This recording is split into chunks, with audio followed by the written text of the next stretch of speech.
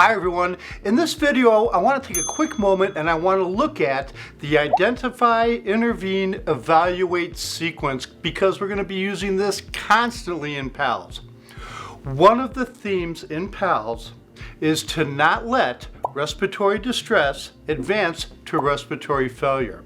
And to do this, we have to constantly reassess this child. Now, when you're looking at this sequence, you might be thinking to yourself, well, this is a lot like monitoring my patient. I'm just monitoring him. Something happens, I will intervene. Monitoring to me seems kind of passive. It's like a hall monitor. We're just waiting for something to happen.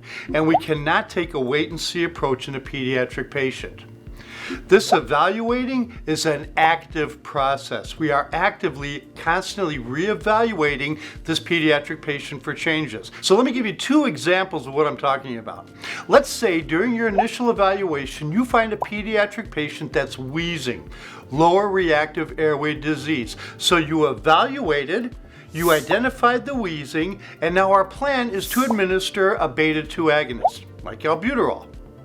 Now we're going to evaluate the effectiveness of that drug. And I would say during the administration of the drug.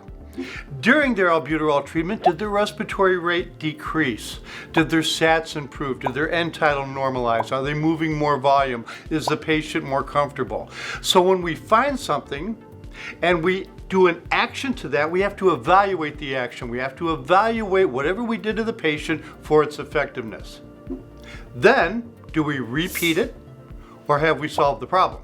Let me give you another example. And it's not monitoring, it is actively reassessing. Let's say I'm flying this ventilator patient. Now, there's two things that I am actively, constantly looking at evaluating during the flight. One is their respiratory rate, and the other is their peak inspiratory pressure. I am constantly evaluating those two things on the ventilator so that my patient doesn't get into trouble.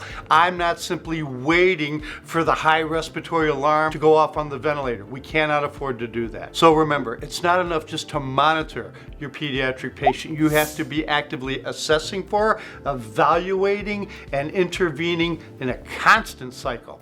Don't get behind the 8 ball on your pediatric patient. I'm Mark. Thanks for watching. We'll see you in the next video.